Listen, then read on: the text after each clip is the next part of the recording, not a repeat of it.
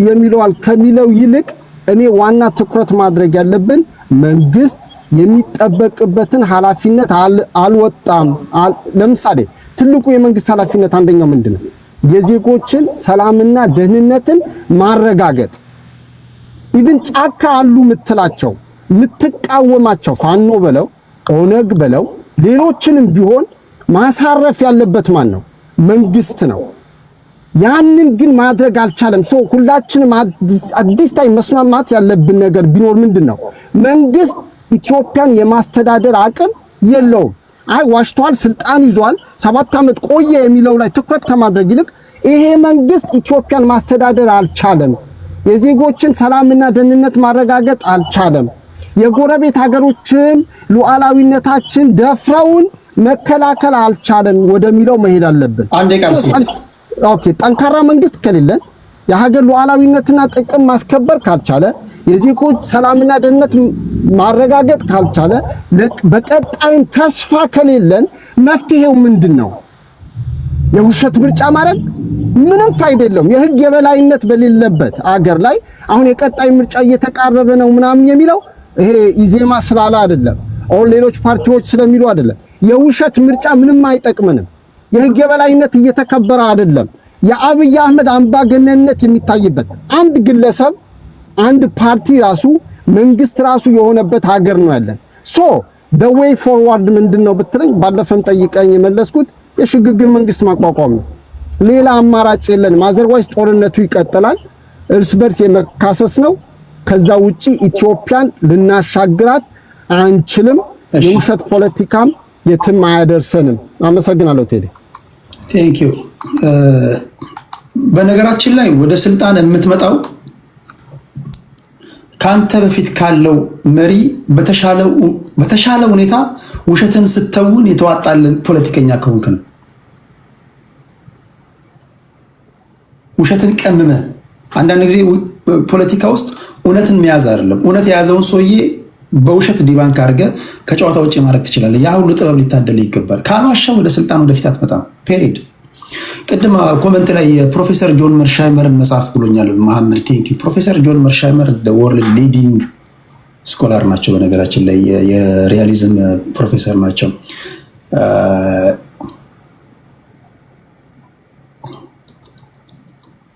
ዋይ ሊደርስ ላይ የሚል መጽሐፍ አላቸው እና ሊደሮች ይዋሻሉ ለሁለት ዓላማ።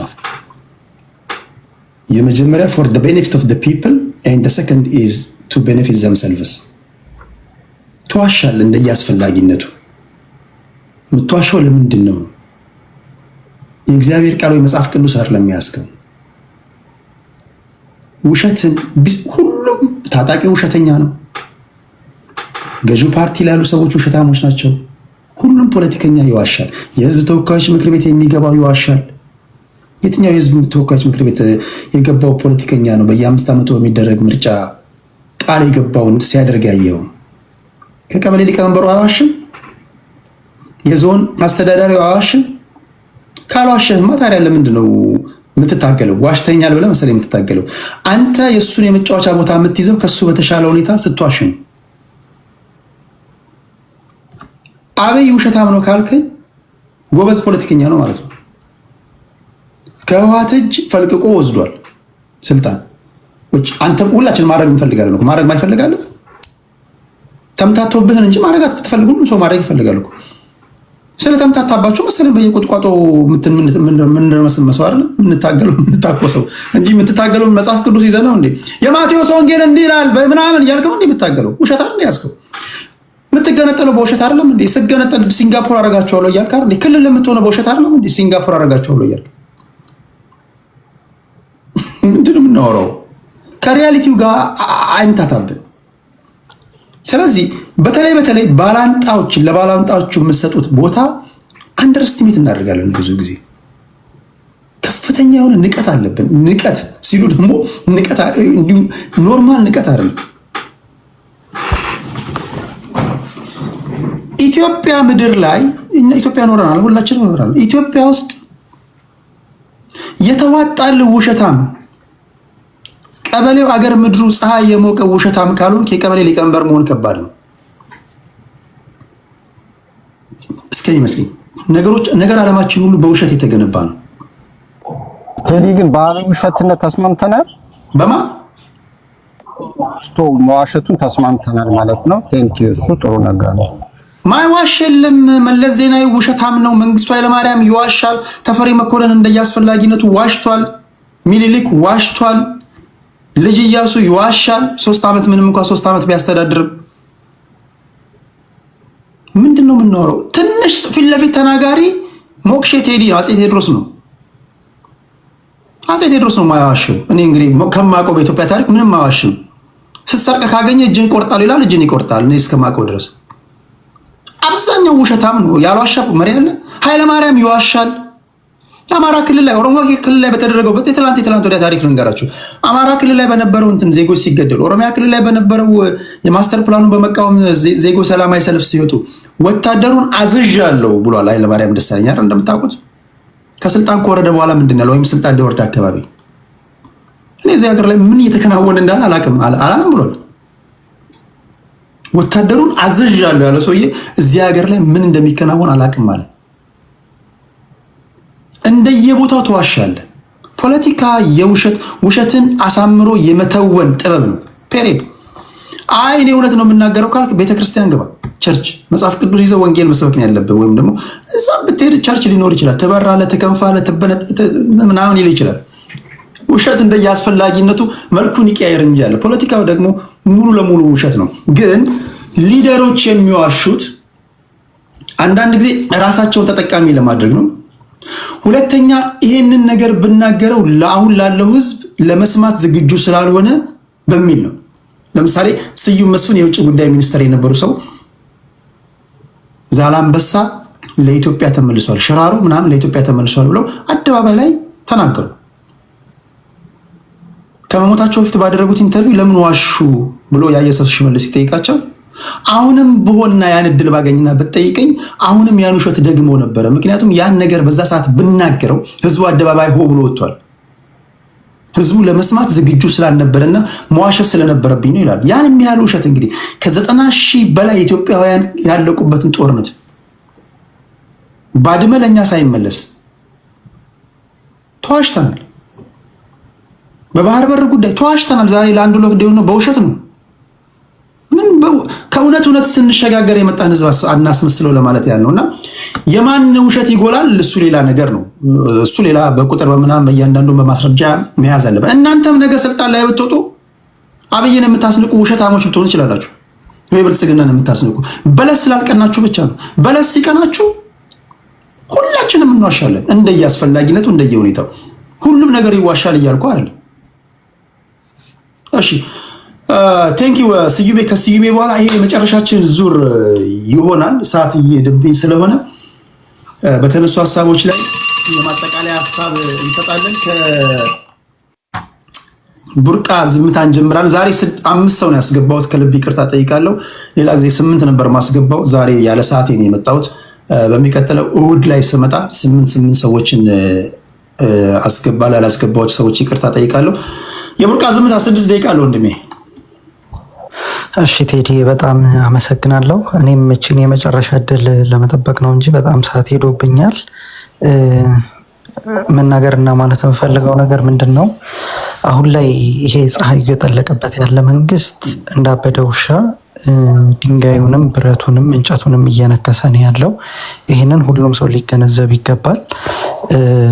ግድያዎች፣ በየአካባቢው የሚደረጉ ህገወጥ የሆኑ ንጹሐንን ጭፍጨፋዎች የዛ ማሳያዎች ናቸው። ከዛም ባለፈ ደግሞ የስርዓቱ አካል የሆኑ በየሀገሩ ተበትነው ያሉ በአምባሳደርነት በምንነት የሚሰሩ አካላት ዛሬ ላይ ወደ ሀገር ቤት መግባት ትተው በየሀገሪቱ ጥገኝነት እየጠየቁ ነው ያሉት። ይህንን ነገር በደንብ መረዳት ሰው ያስፈልገዋል። ከዛ ባለፈ ህዝብን ወደ እልቂት፣ ደም ወደ ማፋሰስ የሚሄዱ ስራዎች እየተሰሩ ነውና እዚህ ነገር ላይ ህዝቡ በደንብ መንቃት አለበት ብዬ አስባለሁኝ። ከዛ ባለፈ አሁን ላይ ትላንትና ለተጨፈጨፉት ምስኪን ንጹሐን ዜጎች በመጀመሪያ ደረጃ ተጠያቂነቱን ለመንግስት እሰጣለሁ። ምክንያቱም የዜጎችን ደህንነት ማስጠበቅ የዜጎችን ወጥቶ መግባት ማስጠበቅ የመንግስት ኃላፊነት ነው። ያንን ባለመወጣቱ በአንድ ቀን ያን ያክል ንጹሃን ህፃናትንና ሴቶችን ጨምሮ በታጠቁ ኃይሎች ተጨፍጭፈዋል። ለዚህ መንግስት መጀመሪያ ኃላፊነቱን ይወስዳል።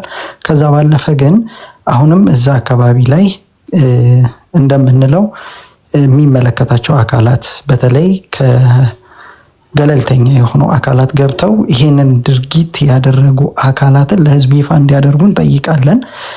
የታጠቁ አካላት፣ መሳሪያ ያነሱ አካላት መንግስት በበተናቸው መንግስት ባሰማራቸው እንዲሁም ደግሞ ከመንግስት ጋር ባላቸው ሁኔታ ይሄንን ህዝብ በየጊዜው ያለ እረፍት እየገደሉት ነው። በተለይ የኦሮሞ ህዝብ እረፍት ኖሮት አያውቅም።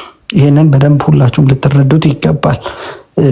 ምናልባት ወጥቶ የሚናገርለት ወይንም ወጥቶ እየደረሰበት ያለውን ነገር እያወራለት ያለ ሰው ስለሌለ ነው እንጂ በየጊዜው ከየቀየው እየተገደለ እየተፈናቀለ ነውና ያለው ይሄ ነገር ሊቆም ይገባል። ለዚህ ነገር በተቻለው አቅም ሁሉም ሰው ድምፅ እንዲሆን ነው የምጠይቀው።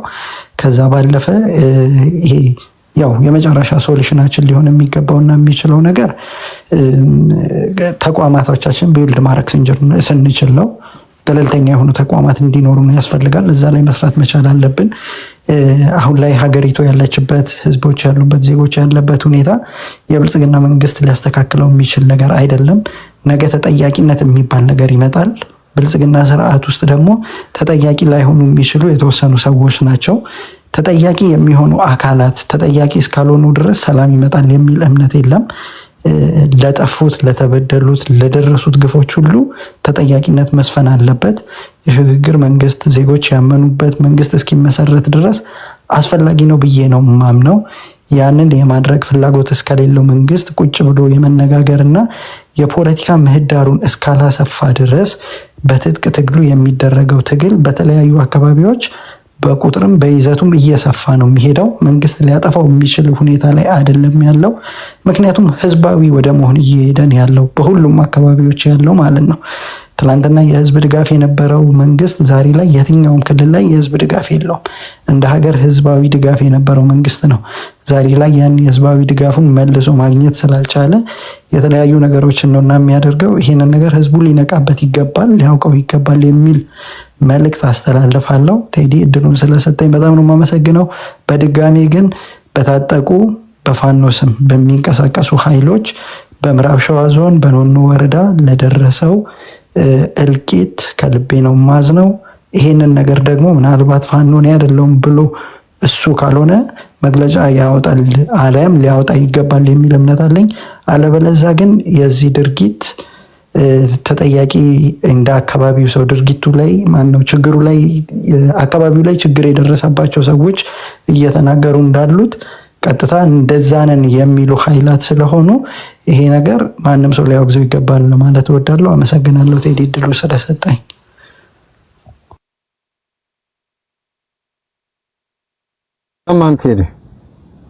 ክብራትና ክብራን አንድ ነገር ነግራቸዋለሁ ብዬ ረሳሁኝ። ከዚህ በኋላ የምትሰሟቸውን በደንብ አድምጧቸውና የዋሹ ሲመስሏችሁ ኮመንት ላይ ውሸታም፣ ውሸት ውሸት ውሸት በሉ። የቡርቃን አስታውሳችኋለሁ ብዬ ረሳሁኝ። ቡርቃ አምልጠሃል። ከዋን ጋር እንጀምራለን። ሲናገር በደንብ አድምጡና ውሸት ነው ብላችሁ የምታስቡትን ነገር ውሸት፣ እውነት ነው ብላችሁ የምታስቡትን እውነት እውነት፣ ከዛ ምን ያህል ውሸት ምን ያህል እውነት እንዳለ ራሳችሁ ትፈርዳላችሁ። እሺ ዋን ጋር 6 ደቂቃ አለው ወንድሜ። በጣም የሚገርም ፈተና ነው ያመጣው። እንግዲህ ሰሞኑን ዶክተር አብይ በደቡብ ምዕራብ እዛ ፕሮጀክት ሲመርቅ ለምሳሌ ባሌ ጎባ ነበረ። የባሌ ጎባ ህዝብ መኪና ጎማ ስር ካልገባው እያለ ለዶክተር አብይ ሲነጠፍ ነው ያየ ነው። የኢትዮጵያ ህዝብ አይደግፈውም የሚል ውሸት፣ ገሃድ የሆነ ውሸት ፖለቲካ ይሰራ አስተውለናል። የኢትዮጵያ ህዝብ የፖለቲከኛ ውሸታምነቶችን የዶክተር አብይና የጌታቸው ረዳ ጥምዶ በገሃድ ያሳያል። ትላንትና ገርድን ሸጠ ሲል የነበረ ሰው አብሮ ሄዶ ገርድን ሪቫንስ ይበጥስ አይተናል። ትላንትና ዶክተር አብይን ጥንብርኩሱ መምራት አይችልም ያለ ሰው የመደመር መንግስት ላይ እንዲህ አልመሰለኝም ነበር ሲል ሰምተናል። ብዙ ያስተምራል። ግን የሚሻለው አሁንም የዶክተር አብይና የጌታቸው ጥምረት ነው። መሰዳደቡ ይኑር፣ ክላሽ ይቀመጥ፣ እንደፈለገ ተባቅሰን ፖለቲካ እንስራ። ለሀገር የሚጠቅም ሀገር የሚለውጥ የፖለቲካ ባህላችንም እንለውጥ። ቆሞ የሚሄደው ተቃዋሚ ሁላ አብይ የሚል ፖለቲካ አብሮት ለምሳሌ ዶክተር ሚልኬሳ በጥር 20 ቀን 2020 ላይ የዶክተር አብይ መንግስት አማራን አምጥቶ ኦሮሚያ ዙሪያ ላይ እያሰፈረ ነው ብሎ ለቢቢሲ መግለጫ ሰጥቷል። ከዶክተር አብይ መንግስት ተባሮ ሲሄድ ደግሞ ዶክተር አብይ አማራን ጨረሰ ብሎ ደግሞ ኢንተርቪው ይሰጣል። እንደዚህ አይነት ቆርጦ ቀጥሎች ናቸው የኢትዮጵያን ፖለቲካ ከድሮ ጀምሮ እስካሁን የበጠበጡት። ይህ ሲባል ውሸት የፖለቲካ መመሪያ ነው ማለት አይደለም። ፖለቲካውን በአግባቡ በጥበብ መጫወት ነው። ግን ቱ ቢ ኦነስት ዶክተር አብይ ምንድነው የዋሸው? ዶክተር አብይ ያለውን ያላደረገው ወይስ እኛ ነን ዶክተር አብይን ንቀነው ስለናቅነው ከናቅነው በላይ ሆኖ ስለተገኘብን ነው አሁን ትንሹም ትልቁም እየተነሳ አብይ የሚለው ሽግግር መንግስት የሚለው አመጽ የሚጠራው? ይሄ ነው የኢትዮጵያን ፖለቲካ የሚያድነው። ቪንሰንት የሚባለው የብራዚል ጋዜጠኛ ኢፍ ዩ በርን የሚል መጽሐፍ አለው። ይሄ ዝም ብሎ ግብታዊ አመጽ በተለይ በርካታ ብሔረሰቦች የተለያዩ ማህበረሰቦች ባሉበት ሀገር ግብታዊ የህዝባዊ አመጽ ጥሪ ውጤቱ ሲቪል ዋር ነው ይላል። ኢፍ ዩ በርን የሚለው በጣም የሚገርም መጽሐፍ ነው። ከ2010 እስከ 2020 የተጠሩ አመጾች ውጤታማ ያልሆኑበትን ምክንያት ቁጭ አድርጎ ያሳያል። በተለይ የሶሻል ሚዲያ ጥሪ በውሸት በቅንብር በኮፒ ፔስት ህዝቡን በማስለቀስ ወጣቱን በማሳሳት ለአመጽ ጠርቶ ዝም ብሎ ግብ የሌለው ብቻ መንግስት ይደቅ የሚል ትርጉም የለሽ ፖለቲካ አካሂዶ ውጤቱ ሲቪል ዋር ነው። በተመሳሳይ መልኩ ባርባራ how civil war starts and how it should end በሚለው መጽሐፏ ላይ በተመሳሳይ መልኩ እንደዚህ አይነት ግብታዊ ፖለቲካ ጥሪ ውጤቱ ሲቪል ዋር ነው። ያየነውም ይሄንን ነው በተግባር። የኢትዮጵያ ተቃዋሚዎች ዶክተር አብይ ምላሳቸው ላይ ተነቅሰው አብይ እንዳሉ ምንም ሳይሰሩ እሱ ግን በተግባር ምን ከዛሬ 15-20 ዓመት በፊት ሲናገር የነበረው መደመር ፖሊሲን በመጽሐፍ ቀይሮ መንገዱን አሳይቶ የመደመር ትውልድ ወጣቱ ምን መሆን እንዳለበት ገልጾ የመደመር መንግስት ባህሪያቶችን ከኢኮኖሚ አንፃር ከአገር መምራት አንፃር በተግባር እየመራ እያሳየ ነው። ቢያንስ ከኢትዮጵያ የፖለቲካ ታሪክ ውስጥ ፖለቲከኞች ታሪክ ውስጥ እንደ ብልጽግና ፕሮግራሙን ጽፎ ለኢትዮጵያ ያስተዋወቀ አንድ ጥራል። ይህን ስል መልአክ ነው እያልኩ አይደለም። ይህን ስል ፖለቲካ እንስራ ከተባለ ዝም ብሎ ቁጭ ብሎ 24 ሰዓት ተቃዋሚ ስለተባለ ብቻ ደንበኛት ስምን መላክ ያወጣል። ተቃዋሚ ሆኖ የተቀመጠ ፓርቲ ነው ያለ 40 ዓመት ሙሉ የአንድ ተቃዋሚ ፓርቲ 50 ዓመት ሙሉ የአንድ ተቃዋሚ ፓርቲ ሊቀመንበር የሆነ ሰው እንዴት ነው ዲሞክራሲ የሚያመጣልህ? ነገ ጠዋት እንዴት ነው ስልጣን የሚለቅልህ? ወንበራውን ከያዘ በኋላ ለራሱ ያልተለማመደውን ዲሞክራሲ ተቃዋሚ ፓርቲ ስልጣን ላይ ያለውን መንግስት በማማትና በመሳደብ ፖለቲካ የሰራው የሚመስል ተቃዋሚ ያሳደግ ነው ያለንም በተጨባጭ ምንድነው ፕሮግራም ምንድነው ፖሊሲ ብትባል ፖሊሲ የኢትዮጵያ ህዝብ ነው ሲጠኝ የሚል እኮ የተቃዋሚ ፓርቲ እኮ ነው ያለን እኮ። ለምንድነው እውነቱን ማናወራው? ልክ ተቃዋሚ ስለሆነ እሱ የሚያወራው እውነት መንግስትን የሚተችበት ሁሉ እውነት እሱ ወንበሩን ቢዝ ደግሞ መልአክ የሚመስለው እኮ መልአክ መስለው እኮ ነው ወደ ባልባ አድርገው ያስቀመጡን እኮ። ኢትዮጵያ ተቀደም ያለምንም ደም ሲል የጎጃም ገበሬ በለጠን እኮ። ኢትዮጵያ ተቀደም ያለምንም ደም ሲባል ከሆነልንማ ብሎ እጁን ያነሳ ነበረ። እንደዚህ ያሉ የኢትዮጵያን ህዝብ ፖለቲካውን በሚፈልጉት ለወንበሯ ሲሉ የሚያባሉት ነው። አሁንም የብሔረተኞች ያስቸገሩን። አንዲት ፖሊሲ መጻፍ የማይችል ቁጭ ብሎ 24 ሰዓት አብይ ሲል ይውላል። አንዲት ፖሊሲ መጻፍ የማይችል ሀገር እንደዚህ አይመራም። የዛሬ ተቃዋሚዎች የነገ ጠቅላይ ሚኒስትራችን የነገ ፕሬዝዳንታችን መሆን የምትችሉት እባካችሁ ፖሊሲያችሁን በስርዓት አትሊስት አማንግ ዩርሰልፍ እንኳን ፖለቲካ የሚሸጥ አማንግ ዩርሰልፍ እንኳን ፖለቲካ የሚሸጥ ባህሉን አስተዋውቁት። የኢትዮጵያን ህዝብ ሐሜት በቃን። 70 ዓመት ሙሉ ተማማን ተገዳደለን በቃን። ፖለቲካ እንስራ። አይዲያ አምጡ። ፖሊሲያችሁን ለኢትዮጵያ ህዝብ አምጡ። ቴዲ ደግሞ የመጨረሻ ማስጠንቀቂያ ምርጫ ሲቃረብ የውድ ፖለቲካ እንትቻለሁ ብላል። ይሄ መሆን የለበትም። አሁን ምርጫ ተቃርቧል። አይዲያ በመፍጠር በፖሊሲዎች ላይ በማወያየት እንደውም ምርጥ ማወያያ ወቅት ማወያየት ያለብህ አሁን ነው ብዬ ነው የማስበውና አትሊስት ባንተም ያንተ ሚዲያ የፖለቲካ ሁለት ጽንፍ የያዙ ኃይሎች የሚወያዩበት ቤት ነውና ይሄንን ቤት በአሁኑ ሰዓት ባታቋርጠው እንደው ጥሪ ለማቅረብ ፈልጋለሁ። ለነበረን ቆይታ እጅግ በጣም አመሰግናለሁ። ኮሜንት ይስጥልኝ። ቴንክ ዩ ዋንጋሪ ከልብ አመሰግናለሁ። እሺ ወደ ሚኒሊክ ፋኖ እንሄዳለን። ሚኒሊክም ሲናገር የፋኖ ደጋፊ ስለሆነ ሳይሆን ሐሳቡን በደንብ አድመጣችሁ ከሚናገረው ንግግር ውሸት የሆነውን ውሸት፣ እውነት የሆነውን እውነት ትላላችሁ። ሚኒሊክ ፋኖ 6 ደቂቃ አለው እንደሚ ዘግናሉ ቴዲ መጨረሻ ካለው ለመነሳት መደመር ብሎ የመጣው መንግስት ወደ 1 ሚሊዮን የሚጠጉ የኢትዮጵያ ወጣቶችን ከኢትዮጵያዊነት ወደ ኢትዮጵያ አፈርነት ቀይሯቸዋል። የመደመር ፖለቲካ ሚሊዮን ሰዎች በ21ኛው ክፍለ ዘመን በጣም በሰው ህዝብ በሞት ብዛት ከሊቢያ በለው ከምን በለው የበለጠ ቁጥር ያለቀው ኢትዮጵያ ውስጥ ነው። እስከ ጋዛ ድረስ ብትመጣ ፕሮግራሙ ከዕዳ ወደ ምንዳ ሆኖ ሪያሊቲው ደግሞ ከድጡ ወደ ማጡ የሆነባት ሀገር ነች። ሞኖፖሊ ኦፍ ቫይለንስ ብሎናል ቀደም። I will guarantee you ይሄ የህልውና ትግሉን በሐቀኝነት የሚታገለው ፋኖ ይዘህ የገባውን መሳሪያ ሞኖፖላይዝ አድርጎ ቫይለንስን ከኢትዮጵያ ያስቀራታል እንጂ በዚህ መልኩ አንቀጥል። ሌላው ስለ ኢትዮጵያ ለመናገር በጣም ይከብዳል ቴዲ። ኢትዮጵያ ውስጥ ያለው ማህበረሰብ ይሄ ብሔረሰቡ በጠቅላላ ቢያንስ ለ10,000 ዓመት አካባቢው ላይ ኖሯል። ኤምፓየሮች መጥተዋል፣ ሄደዋል፣ ማህበረሰቦች ተውጠዋል፣ ቋንቋዎች ጠፍተዋል፣ ታሪካዊ ቦታዎች ወድመዋል። እኛ ስለ ታሪክ ማውራት የምንችለው ቢያንስ በሐቀኝነት ከኃይለ ሥላሴ ጊዜ በኋላ ነው። ኦኬ፣ ግን ሪኮርድድ ሂስትሪ እና ፋክትን ተመልክተን አትሊስት በሰፊው ጽሁፎች መታተም ከጀመሩበት ጊዜ ጀምሮ ከአጼ ምኒልክ ጊዜ ጀምሮ ከአጼ ቴዎድሮስ ከአጼ ዮሐንስ ጊዜ ጀምሮ ዓለም ላይ ኢንፎርሜሽን ከተስፋፋበት ጊዜ ጀምሮ ፋክት ይዘን መምጣት እንችላለን።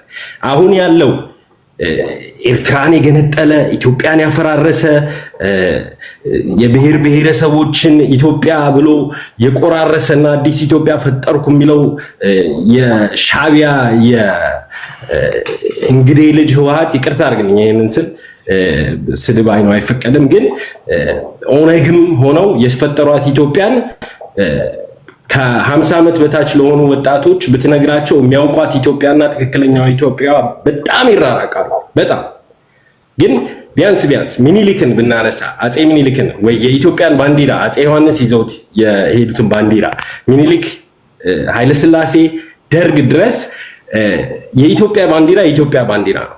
ኦኬ፣ ደርግ የራሱ ምልክት ነበረው፣ ኃይለሥላሴ አንበሳ ነበራቸው። ግን ይሄ የግል ማርካቸው እንጂ የኢትዮጵያ ባንዲራ አልነበረም።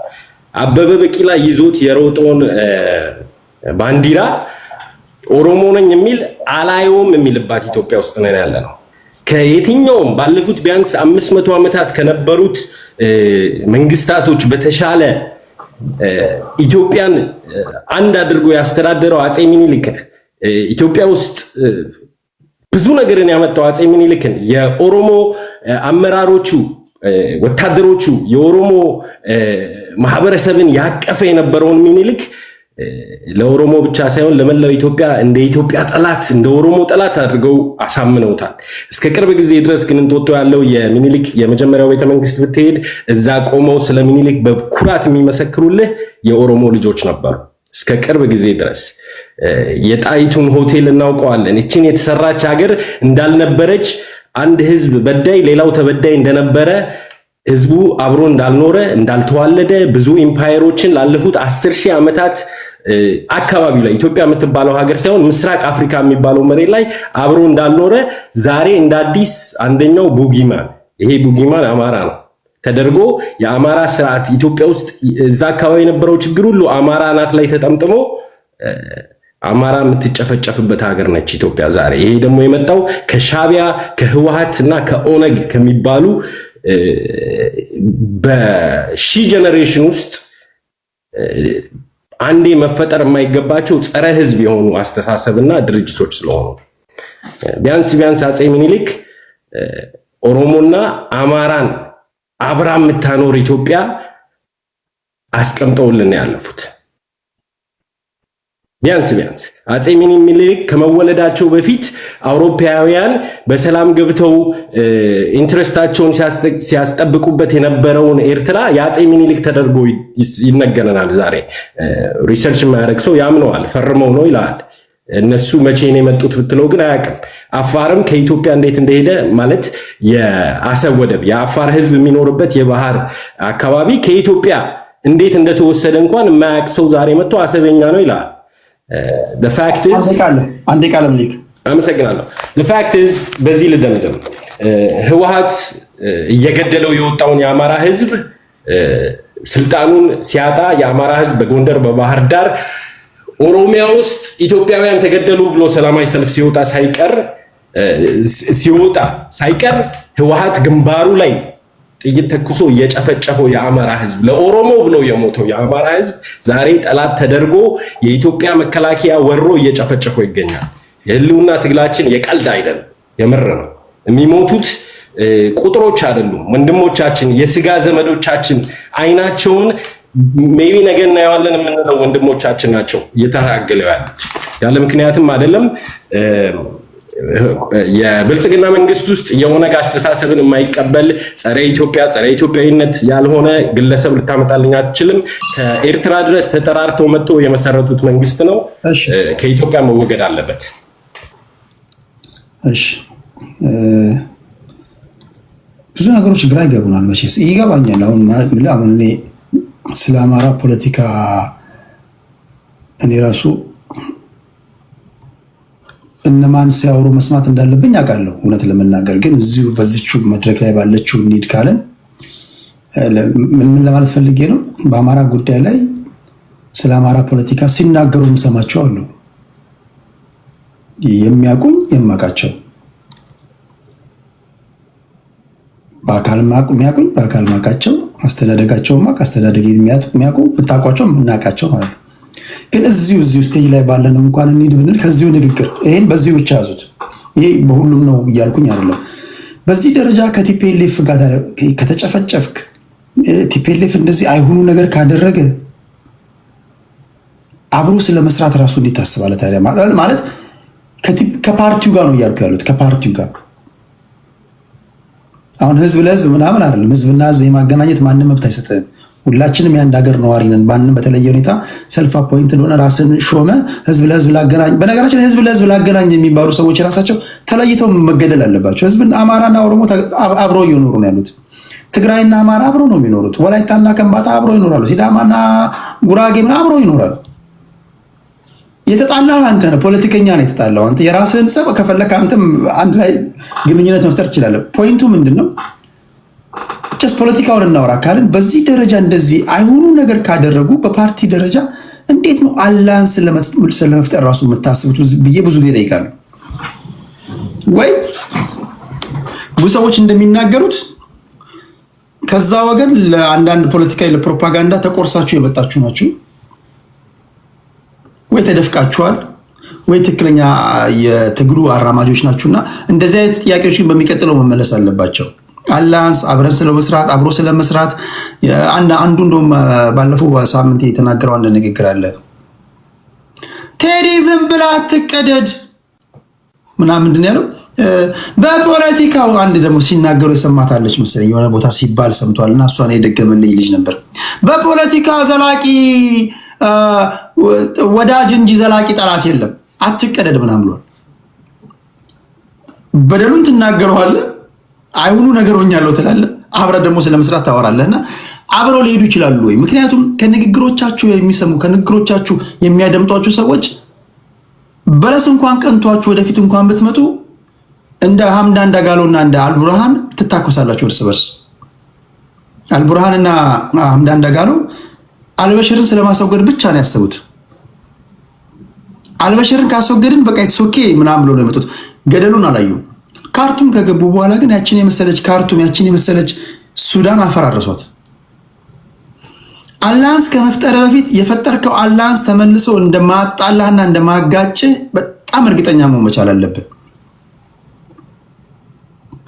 ከመጣ በኋላ አዲስ አበባ ውስጥ ያንተን ድብድብና ያንተን ቶክስ ማንም ማየት አይችልም፣ ለማየትም አይፈልግም ህዝቡ። አላያንስ ፈጥረ ግን እንደማትደባደብ እንደማትታኮስ በድለህ ነበር በድዬህ ነበር እንደማትባባል እርግጠኛ ከሆንክ በኋላ መብት ነው። በፖለቲካ ያለና የነበረ ነው። አላያንስ ደግሞ ከፈጠርክ በድሎኛል ብለህ የምትናገረውን ትርክት ወይም ደግሞ ንግግር መቀነስ አለብህ። በቃ ትቼዋለሁ ላላነሳ ማለት አለብህ። እና አብረው የሚጋጩ ንግግሮችን አብረው ሲነገሩ ስለምንሰማ ነውና በሚቀጥለው የምናደርጋቸው ውይይቶች የአላያንስ ፕሪንሲፕሎችን እያነሳን የምናወራ ይሆናል። ተረኛዋ ልዕልና ናት። ልዕልና ስትናገር በደንብ አድምጧትና እውነት ከሆነ እውነት፣ ቅድም በውሸት ጉዳይ ፖለቲከኞች ለምን ይዋሻሉ የሚሉት ጉዳይ ስለተነሳ ነው የነምላችሁ። ልክ ፋኖን እንዳላችሁት ልዕልናን ወይም እሷነቷን ስለጣላችኋት ስለወደዳችኋት ምናምን ሳይሆን ንግግሯን በደንብ አድምጡና ውሸት የሆነውን ውሸት፣ እውነት የሆነውን እውነት በማለት ተባበሩኝ። ልዕልና 6 ደቂቃ አንቺ ነው።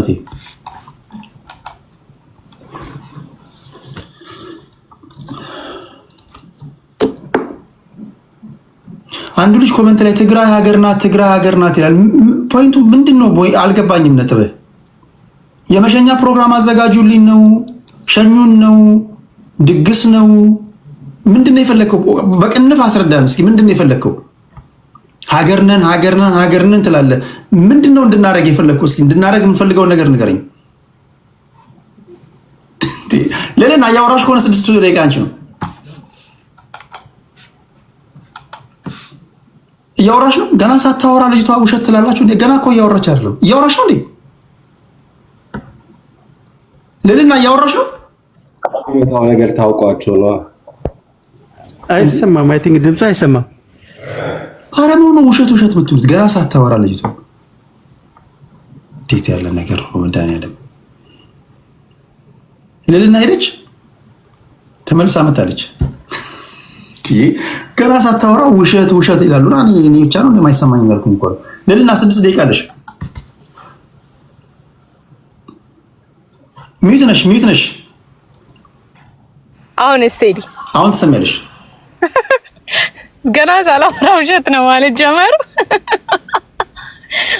አይ ለማንኛውም በዚህ ልጀምር። አይገስ በጣም የሚያስቀኝ የዘመናችን ብርቅዬ ውሸት የነበረው አይገስ እውነት ነው ብሎ መንጋው የተቀበለው እንትን አለና አብይ አህመድ የዩኤኢ ፕሬዚዳንት ወንድም ነው ኢትዮጵያዊም እንኳን አይደለም እኮ ብሎ ሚልኪያስ የጀመራት እንትን አለችና የገዛው አለ እኮ ቴዲ የኢትዮጵያ እኮ በቃ ላይክ እኔ እንጃ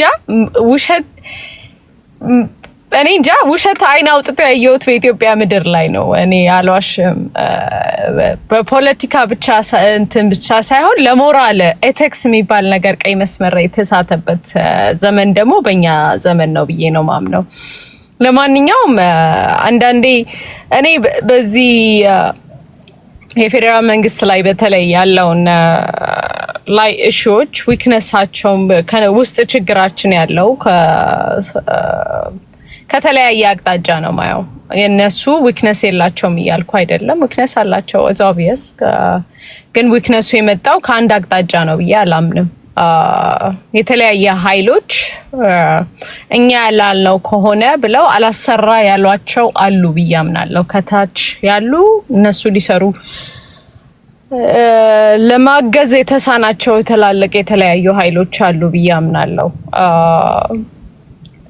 ያንን ግን ሶልቭ ልናረግ የምንችለው የነሱን ክሪቲሳይዝ በምንም በሁሉ ነገር ክሪቲሳይዝ አድርጋ አይደለም። በሚያስቀኝ ሁኔታ አብይ ዛፍ ተከለ፣ አብይ ዛፍ በመትከል ምን አረገበት የሚለውን ነገር ፖለቲካው ኢንተርናሽናሊ ምን አረገበት ያንን ነገር ብለህ ብጠይቃቸው አንዳቸውም ኤክስፕሌን ያደረጉት። ኦንሊ ቲንግ ኢዝ መንጋው የሚያስደስተውን ነገር ነው። ምንም እየሰራ አይደለም ሰውየው። እንግዲህ ዛሬ ነው ያየሁት እኔ ግድብ ሁለተኛ ግድብ በኢትዮጵያ ነምበር 2 የሆነ ግድብ 70% ኦልሞስት ሊያልቅ ነው። እንደዚህ አይነት ፕሮጀክቶች እየሰራ ያያየው ነው። one thing about admire ደግሞ ማረጋው በፕራይም ሚኒስተሩ ላይ አልዋሽም፣ ፕሮጀክት ማኔጅመንት እንትን ላይ he is one of the best ኢትዮጵያ ታሪክ ላይ ያየሁት አንድ ነገር ጀምሮ ሲጨርስ ያየሁት በኔ ትውልድ አትሊስት እሱ ብቻ ነው ማለት እችላለሁ። በፍጥነት ላይክ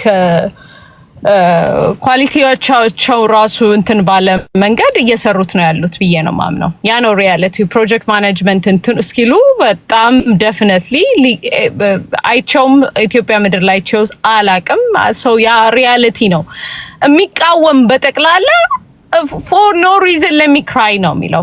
አባይን ሲቃወም ታያለ፣ ኢትዮጵያ ውስጥ ያሉትን በጠቅላላ ፕሮጀክቶች ማጣጣል ማንቋሸሽ ነው። እነዛ ፓርኩን እንኳን ነው የምነግርህ ምን ያህል ቤተሰቦች ፓርኩ እንትን በማለት ምክንያት ምን ያህል ቤተሰቦች ላይፋቸው ተቀየረ፣ ምን ያህል ቤተሰቦች ስራ አገኙበት ብትላቸው none of them አይነግሩህም። ለምን? ቤተሰቦች ተጠቅመውበታል፣ አለ ፖለቲካሊ ይጎዱበታል።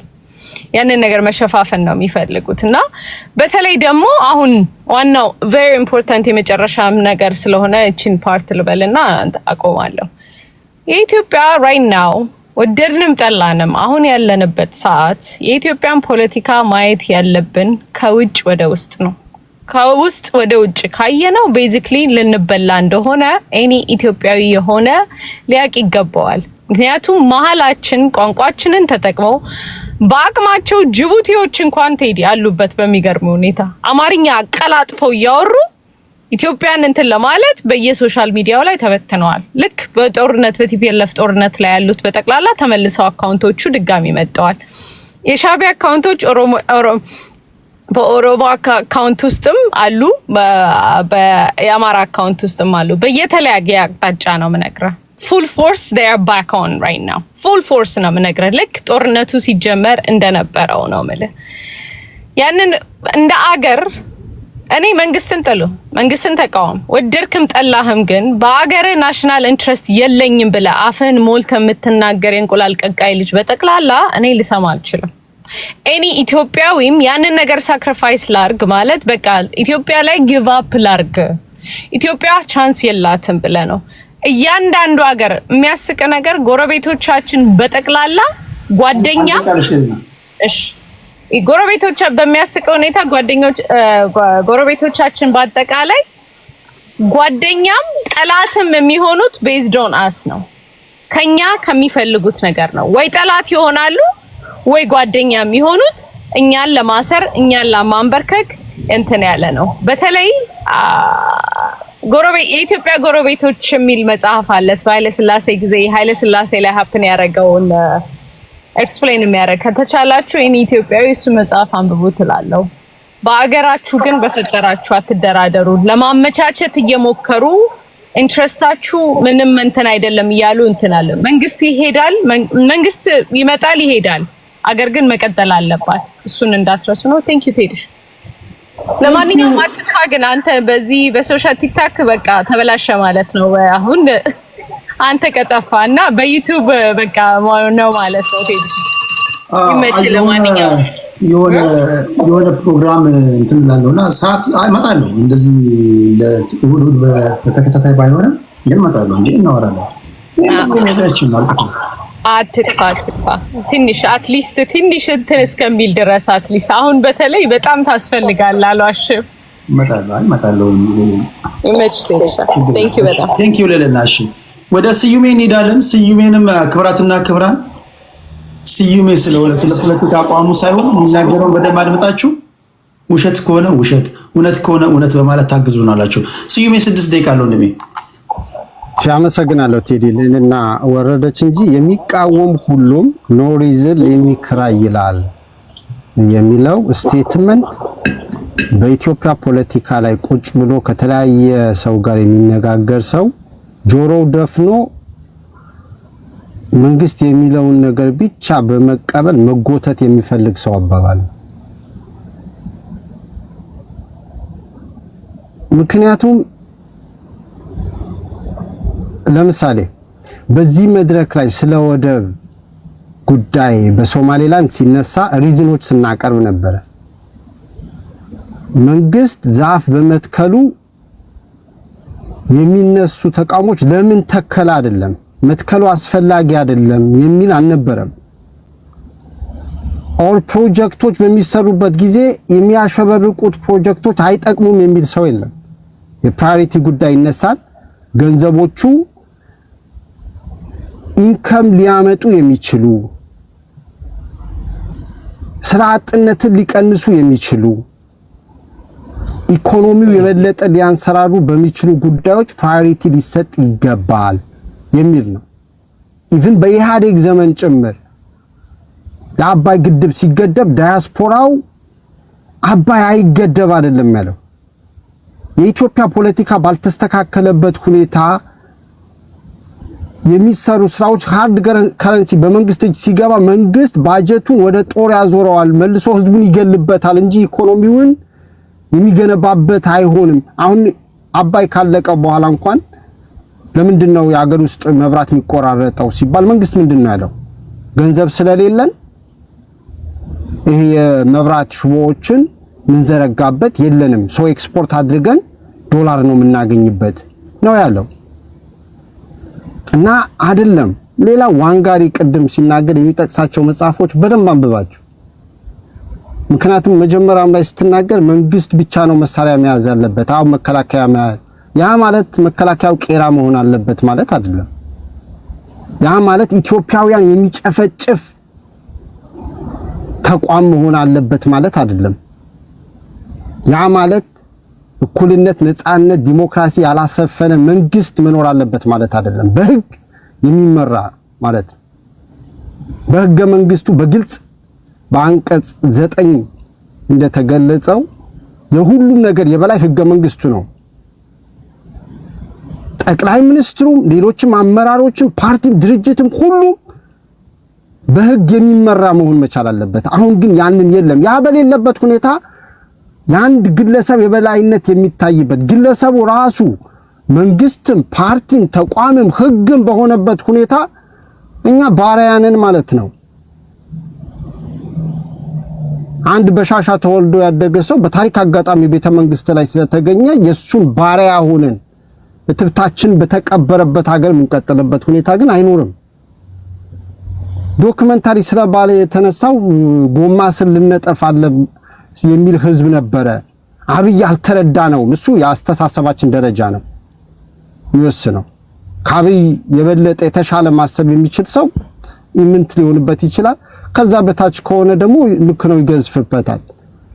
ነገር ግን የባሌ ዶክመንታሪ ከታየ ሪቹዋል ሴሬሞኒ ነው የነበረው የነጌታቸውና የሌሎችም አመራሮች ራሳቸው ዝቅ ራሳቸው አላዋቂ አድርገው ያቀረቡበት ሲመሩት የነበረው ክልል እና ሀገር አናቀውም ነበር። አንተነ የምታቀው አንተነ አይናችን የገለጥክልን። ስቲል ግን ዲስ ፒፕል ሁሉም እዛ ውስጥ ያሉት በተለያየ የአመራር ደረጃ በአማካሪነት በቦርድ ደረጃ አሉ። ማንን ለመምራት ኢትዮጵያን ካላወቁ አይናቸው ካልተገለጠ ከፊቱ ዞር ማድረግ ነው የነበረበት። እሱ አዋቂ ከሆነ አትሊስት ኢትዮጵያን የሚረዷት የሚገነዘቧት ሌሎች ልጆቿን በዙሪያ ማሰለፍ ነበረበት። እሱ ግን ያንን አይፈልግም።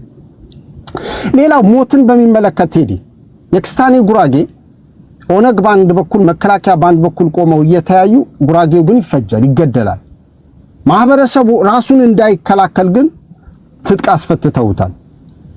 መስቃንና ማረቆ እንዲጋጭ ካደረጉ በኋላ ተፈናቅለው ይሄው 4 ዓመት ወደ ቀየው አልተመለሰም። የመስቃን ህዝብ ወልቂጤ ያስቸኳይ ጊዜ አዋጅ አውጆ በኮማንድ ፖስት እንዲመራ ካደረገ በኋላ ለአምስተኛ ጊዜ ፖሊስ ጣቢያው ተዘርፏል።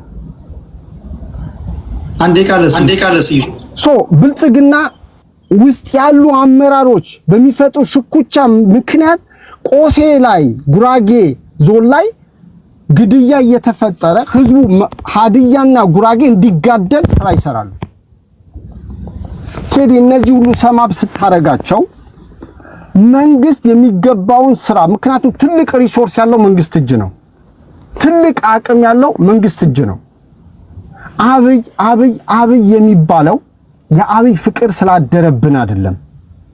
አብይ ምንም ስለሆነ ሳይሆን ጠቅላይ ሚኒስትር ስለሆነ ነው። ጠቅላይ ሚኒስትር ሆኖ ባይቀጥል ኖሮ ስሙ የሚጠራው አይኖርም። ኢትዮጵያ ስለሆነ አይደለም። አሜሪካን ውስጥ እያንዳንዱ ሚዲያ አሁን ብትከፍት እያንዳንዱ ሚዲያ ትራምፕ ይላሉ። because he is the president። ተነቀሱ ምናምን ስትል በቃ እሱን ብቻ መጥራት የተቀመጠ ሰው ያለ አታስመስሉት። ያ ካላዋቂነት የሚመነጭ ነው። ኦኬ አመሰግናለሁ። ቴንክ ዩ ሁላችሁንም ከልብ አመሰግናለሁ። ተከብራችሁ እንደመጣችሁ ተከብራችሁ እንድትሄዱ አድርጌያለሁ። እንዲሁ እንዳማረባችሁ እንሰነባበታለን። የሚቀጥለው ፖለቲካዊ አጀንዳዎች ሲመጡ ተቀዳሚ ምርጫዎቼ ናችሁ። እስከ ቀጣይ ጊዜ ቸርን ሰንብት። ቴዲ በጣም እናመሰግናለን። ቴንክ ዩ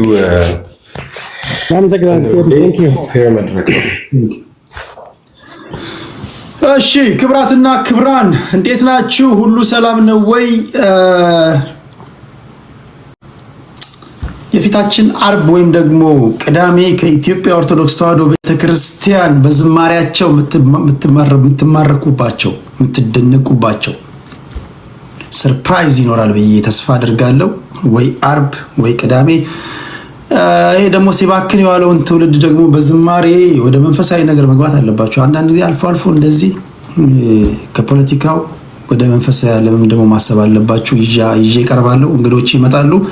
ወይ አርብ ወይ ቅዳሜ ነው የሚሆነው።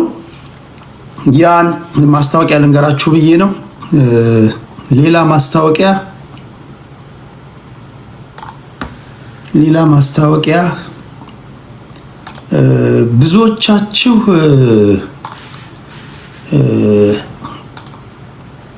በእንትን ጽፋችሁልኛል።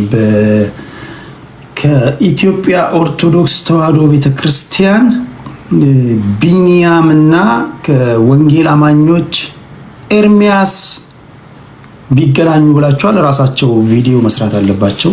ቪዲዮ እኔ ማንንም ነው አልልም። ቪዲዮ ሰርተው ሁለቱም ትልቅ ሰዎች ናቸው፣ ስነ ምግባር ያላቸው ሰዎች ናቸው። በመንፈሳዊ ጉዳይ ላይ በመረጡት ርዕስ እንወያያለን ካሉ ወደፊት እናደርጋለን። ያን ለማዘጋጀት ሙከራ አድርጋለሁ። እሺ አንድ ጥያቄ ልጠይቃችሁ። የከተማ ልጆች አላችሁ? የከተማ ልጆች ከተማ ተወልዳችሁ አደጋችሁ? ዝም ብለህ እኔ ሸገርዬ ልጅ፣ የሐዋሳ ልጅ ምናምን፣ የባህር ዳር የጎንደር ልጅ ምናምን ከተማ ተወልዳ ያደካለ ከእርድና ውጪ ትክክለኛ አራዳ አላችሁ? እርድና ሲባል አንዳንዱ አታየኝም እኔ እኮ ማች ነው የምለብሰው ምናምን። ማች ስለለበስክ አይደለም፣ አስተሳሰብና የምድር ላይ ህይወት ማች ነው። እንደዛ አራዳዎች አላችሁ? እስኪ አለን እያላችሁ ነው። አለን ኦኬ አለን እያላችሁ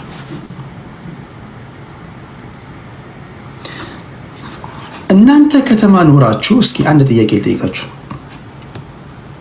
ከተማ ኖራችሁ፣ ከተማና ገጠር ብዙ ልዩነቶች አሉት። ለምሳሌ ከተማ ስትኖሩ ለቴክኖሎጂ ተጋላጭ ናችሁ። የምታገኟቸው ሰዎች ይለያያሉ። ታነባላችሁ፣ መብራት ታገኛላችሁ። ውሏችሁ ኢንፎርሜሽን የምታገኙት አይደል? እውነት ነው አይደል? ይሄን ሁሉ አግኝታችሁ አድጋችሁ እዛው ተወልደ ባደክበት መንደር ላይ ድንጋይ ላይ ቁጭ ብለህ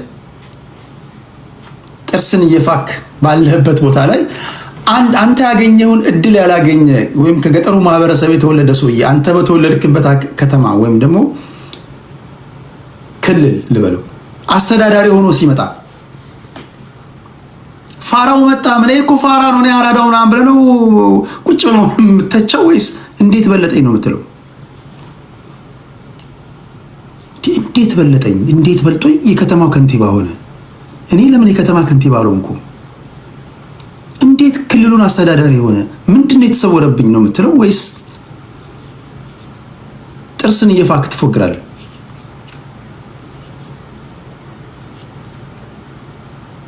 እንዲህ ናችሁ። ራሳችሁን ጠይቁ። አብዛኞቻችሁ አራዳነን ስትሉ ታጥባችሁ የተቀሸራችሁ ስቅጥ ያላችሁ ናችሁ። ታጥበህ የተቀሸርክ እንከን ማይወጣልህ ማለት ነው። እኔ ተወልጄ ባደግኩበት የመጫወቻ ሜዳ እኔ ተወልጄ ባላደግኩበት ወይም ደግሞ እኔ ባደግኩበት የመጫወቻ ሜዳ ላይ አንድ ሜዳውን የማያውቅ ሰውዬ መጥቶ ከበለጠኝ እኔ አእምሮዬን ነው የምጠይቀው። እናቴን እጄ ጠይቃለሁ።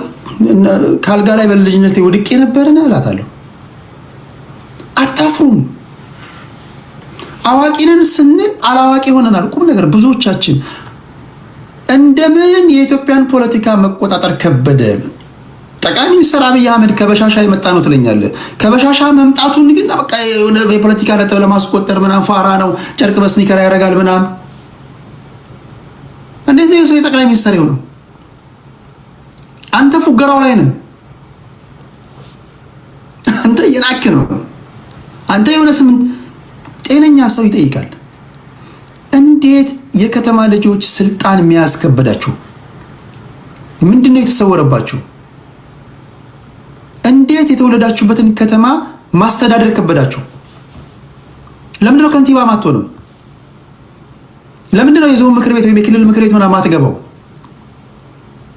እንዴት ነው የተበለጥከው? እንዴት እንደዚህ ጥያቄ ጠይቁ። ንቀት አንደርስቲሜት the level of audacity ይሄ በቃ እኔ እንዴት አድርጌ እንደምገልጻችሁ አላውቅም። እኔ በጣም የሰፈሬ ልጆች ያውቁኛል። እኔ ብዙ ጊዜ ድሮ ሰፈር ውስጥ ራሱ አነቃቂ ተናጋሪ ነኝ። እኔ እዛ ሰፈር ልጆች እንኳን በሆነ ነገር ከተበለጡ እኔ ትንሽ ወጋጋቸው። እንዴት ነው የተበለጥነው? እንዴት ነው ገንዘብ የማናጣው? እንዴት ነው ገንዘብ የማናገኘው? እንዴት ነው እኛ ቀፋቢ ነው እነሱ ከኋላ መጥቶ እንደዚህ ምንድነው የተሰወረብን ምናምን ድሮ ነው ህፃን እያለሁ ራሱ ጠይቃለሁ።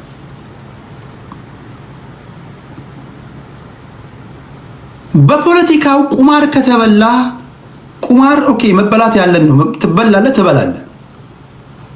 ግን እዛው ችንክር ብለህ አትሰግጥም። ኦኬ የተበለጥክባቸውን ነገሮች ትመዘግባለህ። ምንድነው ማስተካከል ያለብህ? የደከምክባቸውን ነገሮች ትመዘግባለህ። ባላንጣህ እንዴት ነው የበለጠ? በደካማ ጎንህ እንዴት ነው የገባው? አንተሳ ጠንካራ ጎንህ ምንድነው? ጠንካራ ጎንህን እንዴት ነው የምታስቀጥለው? እንዴት ነው አድቫንቴጅ የምትወስደው? አናሊሲስ እንደዚህ ነው የምትሰራው። የትም ፍጪው ዱቄቱን አንቺ ነው። ባለፉት አመታት በኢትዮጵያ ፖለቲካ ውስጥ በተለይ ባለፉት 30 ባለፉት 60 አመታት የት ናችሁ? ራሳችሁን የከተማ ልጆች አድርጋችሁ የምትኮፍሱ ልጆች የት ነው ያላችሁት? ዳንስ ቤት ነው ያለው፣ ጫት ቤት ነው ያለው፣ የሴት ዳሌ እያባረርክ ነው፣ ፖለቲካ አፉኖ እያልክ ነው። እነዚህ ከገጠር የመጡ ናቸው የምትላቸው የምትንቃቸው ግን እያስተዳደሩ ነው። ጆሮውን ይዘው እያስተዳደሩ ነው። ተበልጣል ወይ ወንበር ስበብ ቁጭ በል ወይ አተንትን ወይ ከተነተንክ ደግሞ ንቀቱን ተውና ወደ ፖለቲካው ግባ። ተበልጠ ላይክ በሞንቴ ተዘግተውብህ አንተ እዚህ በቃ ትንቃቸዋለህ ምናምን አለባበስ እኮ አይችልም እኮ ከበሻሻ የመጣ ሰው እኮ ነው ምናምን ትላለህ።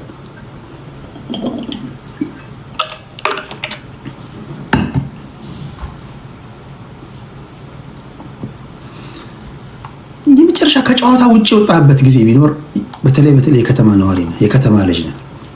የተረፈ ነገር ማች መልበስ ነው። የተረፈ ነገር የከተሜ ቋንቋ በንግግሮች ማልጣል ማድረግ ነው።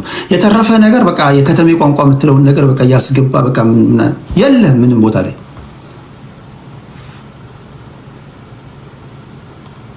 አገር ተወረች ቢባል መለከት እየነፋ ግጥም እያወጣ ዜማ ያበጀ ህዝብ የምታነቃቀው አንተ ነህ። ፖለቲካው ላይ የለም።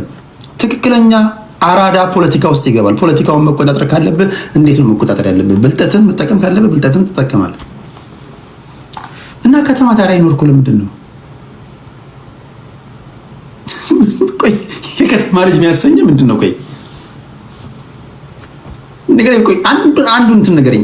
እኔ ታውቂያለሽ እኔ እኛ እኮ ያኔ እኮ ከገጠር መተሽ እኮ ዜብራ እኮ መሻገር ስትፈሪ እጄሽን ይዤሽ እኮ አሻገርኩሽ እኔ ነኝ። ይህን እስከ ዘላለምን ይህን አንድ አይነት ቶን አንድ አይነት ሙዚቃ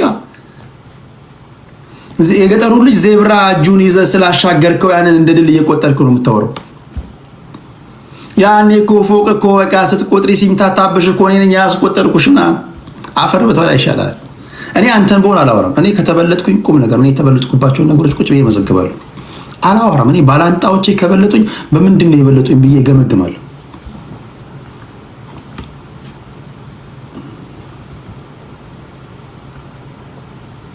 ካርቦን ዳይኦክሳይድ ኤክሴል እያደረግ ኦክሲጂን ኢንሄል እያደረግ ተመሳሳይ አየር ተሰጥቶ እግዚአብሔር ላንተም ዝናብ ለሱም ዝናብ እያዘነበ አንተ የተሻለ አካባቢ ላይ ሆነ እንዴት ትበለጣለህ? መበለጥህን ደግሞ በቃ እንደ አደገኛ እንትን ነው የምታየው። በቃ ትልቁ ደግሞ ችግራችን ምንድነው? የሆነ ቦታ ላይ እኮ ተበልጠናል እኮ ቁማር ተጫውቶብናል። ግን አታምንም። በቃ አታምንም። እኔ አለው ምናምን እንዴ አሁንም አራዳ ነኝ ምናምን ትላለህ። የአንደኛው ክፍለ ዘመን ፋራ ነን ማይ ፍሬንድ። በቃ ጥግ ነው መያዝ ያለብን። ከጨዋታው ውጭ ነው ያለው። ሳይ ራሱን ሳቄ ይመጣል። እኔ የሚያውቁኝን ጠይቃቸው። ቁም ነገር እውነቴን ነው የምነግርህ። እና እንትን ሳይሆን አንዳንድ ጊዜ በፖለቲካ ውስጥ ንቀቱን ተውት። ከፍተኛ የሆነ ንቀት ነው ያለባችሁ። ከፍተኛ ንቀቱን ተውት። ተበልጠሃል። መንጋጋህን ተመተህ ወድቃል፣ የሆነ ቦታ ወድቃል፣ ዞሮባል። የተሽከረከርክ ነው አንተ፣ እየዞረብህ ነው። በቃ ዞሮባል፣ እየዞረብህ ነው። ምንም የምትናገረውን አታውቅም። እስቲ እኔ አደራጅቼ እናገራለሁ የምትለው አረፍተ ነገር እኔ ስሰማው፣ እኛ ስንሰማው ግራ እየገባን ነው። አንተ ግን በቃ ኦርጋናይዝድ የሆነ አረፍተ ነገር ገንብተህ እያወራ እንዳለ ነው የሚሰማ። ኖ ማይ ፍሬንድ ተበልተሃል። እና እኔ እንድትድን ወይም ደግሞ በፖለቲካው ዓለም ጀስት ሪቫሎች ሲኖሩ ተፎካካሪዎች ሲኖሩ ጥሩ ነው ለሀገር። አትናቁ። ከፍተኛ የሆነ ንቀት አለባቸው።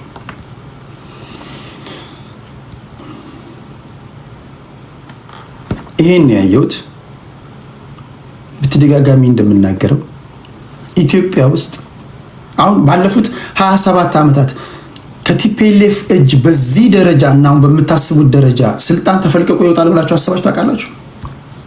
ሚራክል አይደለም።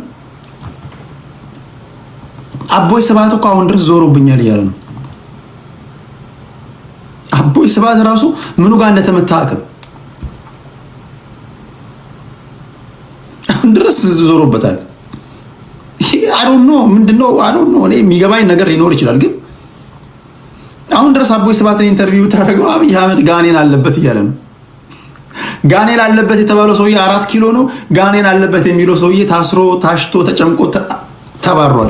እንደተባረረ አቅም ስቲል በቃ እንደተባረረ አቅም ስቲል እንትን ያለ ነው ያውቀው። ይሄ ሁሉ የሆነው ዝም ብሎ አይደለም። ይሄ ሁሉ ሲሆን በካልኩሌሽን ነው። ይሄ ሁሉ የሆነው ዝም ብለህ ከእናትህ አልጋ ላይ ወጥተህ ምናምን አይደለም። የስራ ውጤት ነው። እያንዳንዱ እርምጃ ማተር ታደርጋለች።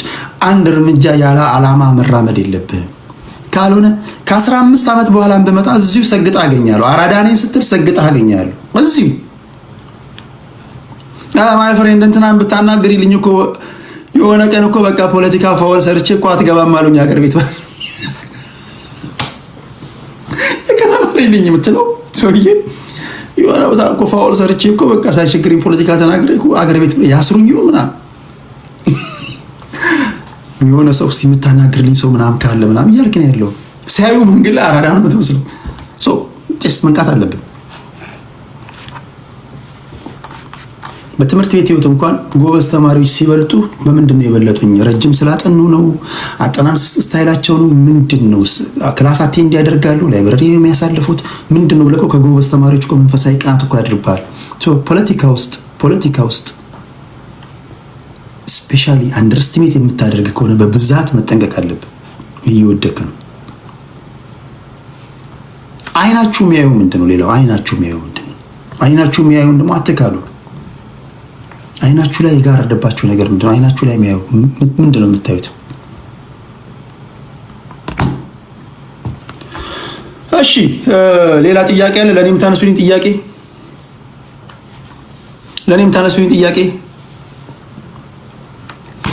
ሰው አላስገባም፣ ደክሞኛል። ለፋኖ 44 በሚቀጥለው እንገባለን፣ ችግር የለውም። እሺ ሌላ ለኔም ታነሱልኝ ጥያቄ አለ? የሸገር ልጅ ከተነሳብን ያለቅላችኋል።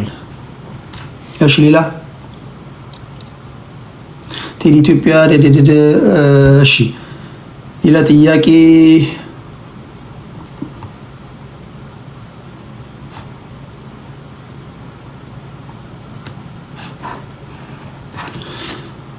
የሸገር ልጅ አትናገር ከተነሳን ያልቅላችኋል ይላል ከበደ። አንተም ጨርጭስት ልብስን በፌስታል አስይዘን ሸገር በቃ መልካም ሁሉ ይግጠም ብለን የሸኘለ ልጅ ወዲያው የሸገር ልጅ ሆነ። እሺ ሌላ ጥያቄ። ይሄ ልብሱ በፌስታል አስይዛችሁ የላካችሁ ሰውዬ ከተማ ልጅ ሆነ። ይኸው አትንኩን ስንኩን ይበስብናል እያለ ነው። እሺ ሌላ ኮሜንት አለ? ሌላ ኮሜንት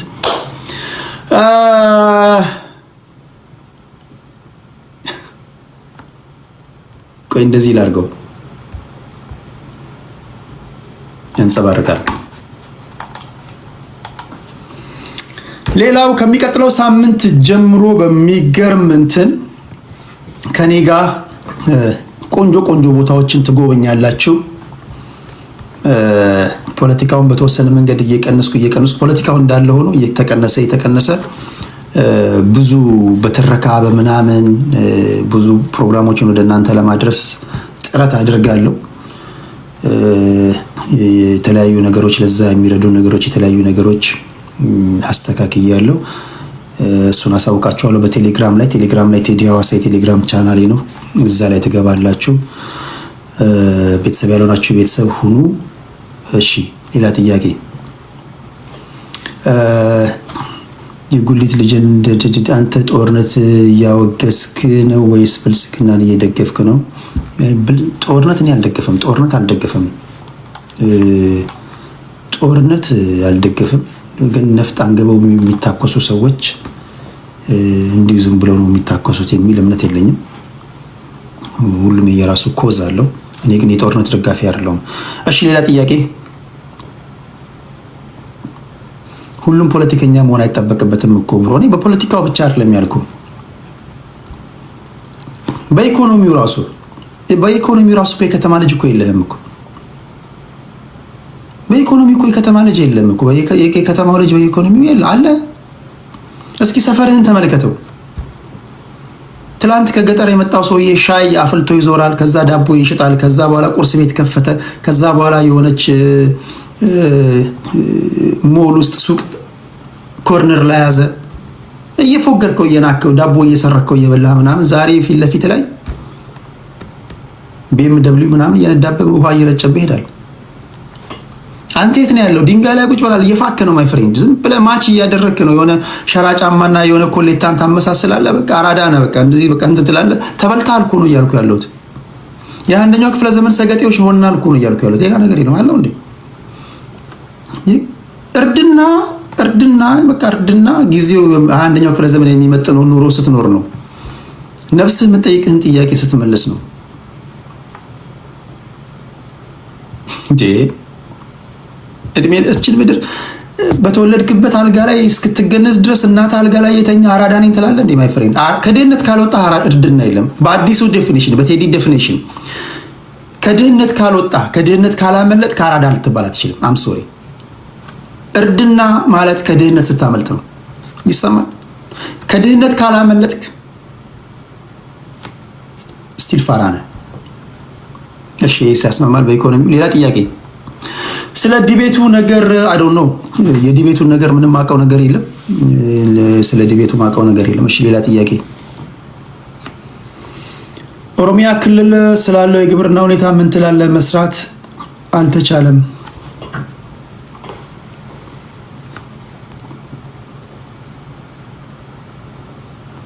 አንተ ከተማ ስትገባ በጣም ነው እንደሙድ ያዙብሃል። እኔ ገጠር ልጅ ነኝ። እኔ ገጠር ነው ተወልጄ ያደኩት። የገጠር ልጅ ነኝ እኔ ከተማ ገብቼ አላውቅም። ወደ ከሀገር ልወጣ ስል ብቻ ነው በከተማ በኩል ያለፍኩት። እሺ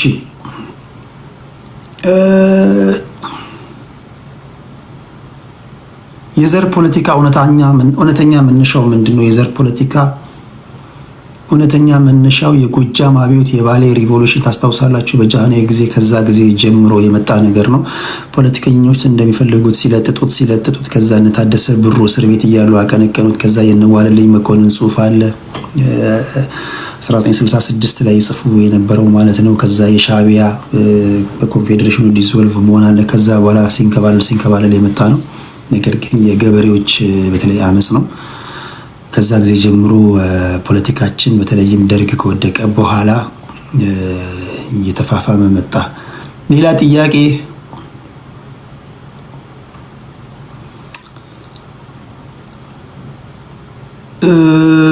ምን ነው ኢቲቪ ነኝ አልክ?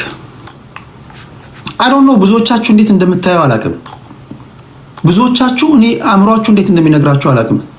ኢቲቪም በለው ፋና ኢቢኤስም በለው ምንም እኔን የሚበልጡት በበጀት ብቻ ነው። ውሸት ነው እውነት ነው? ውሸት ነው እውነት ነው?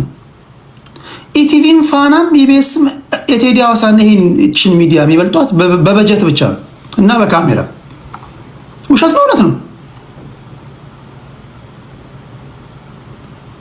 በምንድን ነው ከኔ ጋር የሚገናኙት? እንደዚህ አይነት ፕሮግራም ይሰራል አይችልም። ስለዚህ ጨስ ልዩ ልንወዳደር ብሎ አንችልም። ምን ኢቲቪ ምናምን ይለኛል እንዴ? እሺ ሌላ ጥያቄ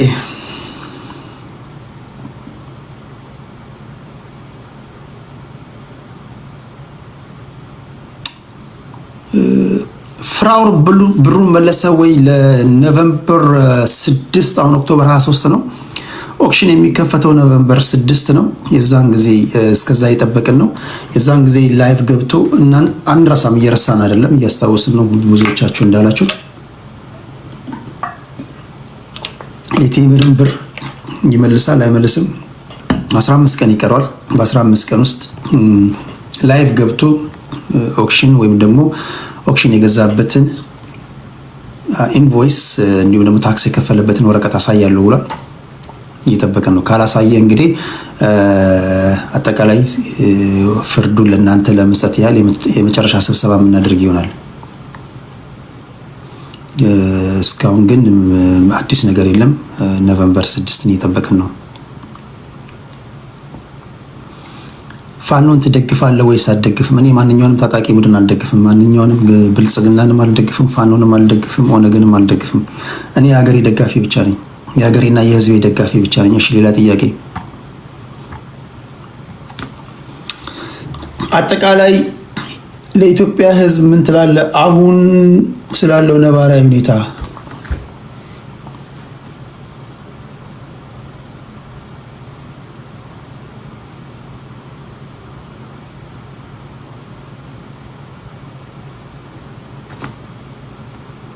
እንዲህ ላድርገው ይህን ነገር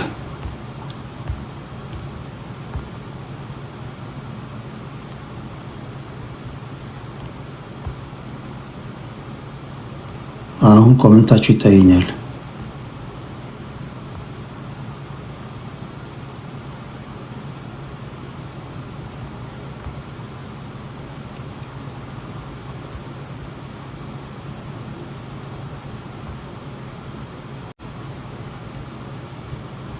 እሺ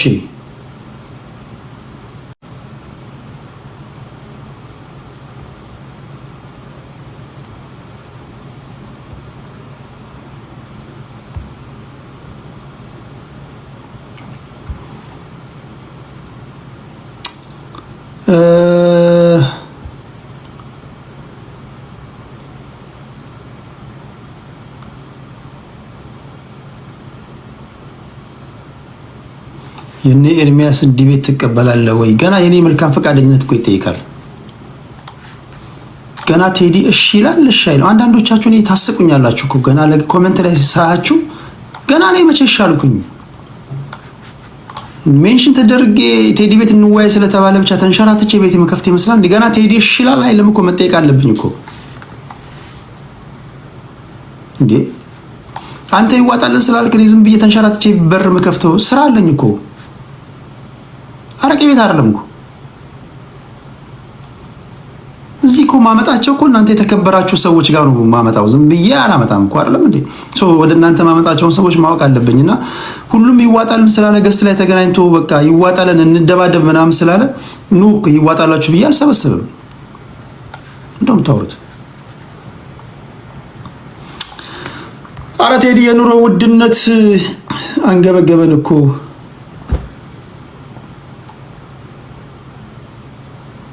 አይዞ እንግዲህ ምንም ማድረግ አይቻልም። ይስተካከላል።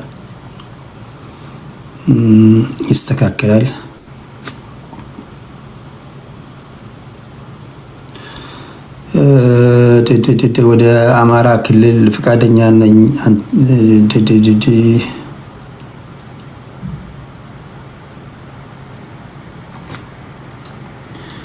ቴዲ መሰረታዊ ጥያቄ ላንተ ያለኝ አውራኝ። እውነት ነው።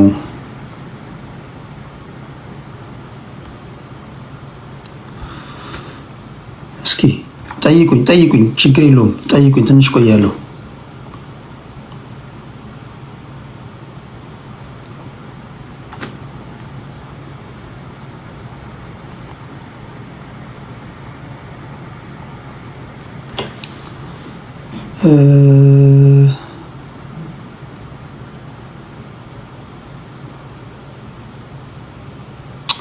በትዳር ውስጥ ለመቆየት ምን ማድረግ አለብህ? አይ ዶንት ኖ ባለትዳሮች በዚህ ጉዳይ ቢመልሱ የተሻለ ይመስለኛል። እኔ ግን ሲመስለኝ የሚመስለኝን ንገረኝ ካላችሁኝ የሚመስለኝን እኔ እኮ ብዙ ነገር ልናገርልና ይሄ ትውልድ እኔን ሊቋቋመኝ አይችልም። ምክንያቱም በእኔ አእምሮ ውስጥ ያለው አማርኛ ብዛትና የቀልድ ብዛት እናንተ ልትቋቋሙት ከምትችሉት በላይ ነው። ላይክ አትችሉም። አሁን እዚህ ጋር ቲክቶክ ላይ ልቀልድላችሁ ወይም ደግሞ የሆነ ነገር በስራ ላርግላችሁ ብል ካቅማችሁ በላይ ነኝ እኔ። አሁን እናንተ አትችሉትም ያለ አርግብል። ድሮ እንኳን ያኔ ሙድ ሲይዝባችሁ እንኳን አልቻላችሁም። ሶ ይሄን ጉዳይ በተቻለ መጠን ለዚህ ምክር ቤት ለተከበረው ምክር ቤት በሚመጥን መንገድ ለመናገር ሙከራ አደርጋለሁ። በትዳሩ ስኬታማ መሆን ከፈለክ በጊዜ ወደ ቤት መግባት አለብህ። ዘግይተህ ካልጋ ላይ መውረድ ያለብህ ይመስለኛል። አይ ቲንክ ይገባል ንግግሬ። በጊዜ ወደ ቤት ግባ፣ ዘግይተህ ካልጋ ላይ ወረድ። ግልጽ ነው።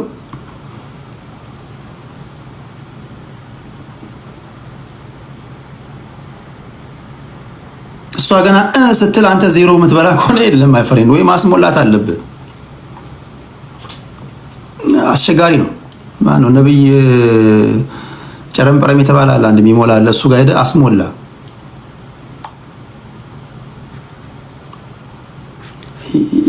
ደግሞ ዝም ብለህ አይደለም ዝም ብለህ አንዳንድ ደግሞ ዝም ብለህ ብዙ ነገሮች እንሰማለን። በተኙ ሰዎች መሀል ብዙ የሚፈጠሩ ነገሮችን እንሰማለን።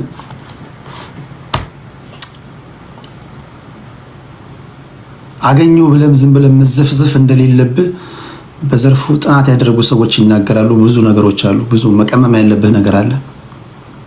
ልክ ሃይድሮጅን ሲጀመር ኦክሲጅን ወተር እንደሚሰጥ ብዙ ነገር አይደለም መቀመም ያለብህ። አንዳንድ ነገሮችን ማድረግ አለብህ። ያ ለትዳር በጣም ጠቀሜታ ያለው በትዳር ውስጥ ዘላቂ የሆነ ህይወት፣ ደስተኛ የሆነ ህይወት እንድትመራ ማለት ነው። እሺ የሰማችሁትን ይባርክላችሁ። እሺ ሌላ ጥያቄ አለ?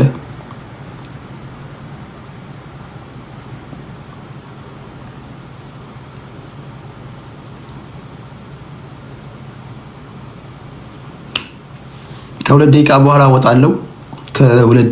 በኋላ ወጣለሁ። ወደ አማራ ክልል ስለተላከው የተበላሸ የአፈር ማዳበሪያ ምን ትላለህ?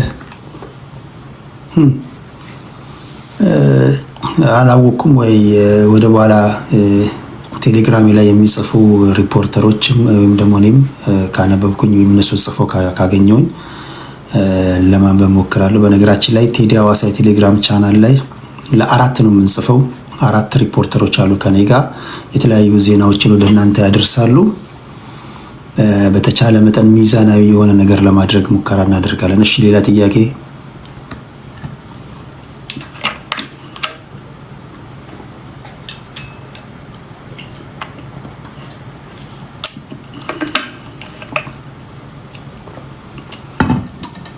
ኦሮሚያ ክልል እየተደረገ ስላለው የእርሻ ምን ትላለህ? አሜዚንግ እናንተ ሌላ ዓለም ላይ ስላላችሁ ነው እንጂ እኮ እኔ እኮ የዛሬ 3 ዓመት እኮ ነግሬያቸዋለሁ። የሚያስታውሳለህ? በነገራችን ላይ የሚያስታውሳለህ ይሄን ያወራሁትን የዛሬ 2 ዓመት 3 ዓመት ፋኦ ወይ ፉድ ኤንድ አግሪካልቸራል ኦርጋናይዜሽን የሚሰጣቸው ትራክተሮች አሉ። ኦሮሚያስ ሜካናይዝድ የሆነ ፋርሚንግ ውስጥ ገብተዋል።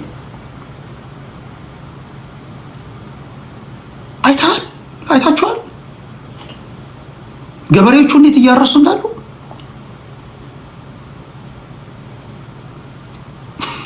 እዚህ ጋር ዞረ ውቃው ቋጨው ምናምን እያልክ ነው ያለው። ውቃው ቋጨው እየወቃው ነው እየቋጨው ነው።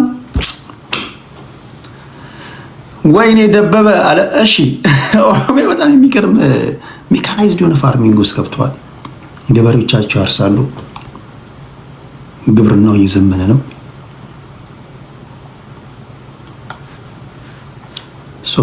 የምትማረው ነገር ካለ መንፈሳዊ ቅናት አድሮብህ አንተም ክልልህ ላይ እንደዚህ ለምንድን ነው እንደ ኦሮሚያ ክልል እኛ ሜካናይዝድ የሆነ እርሻ ውስጥ ማንገባው ለምንድን ነው ብለህ አመራሮችን አንቀም ያዝ አለብህ ብዬ አስባለሁ።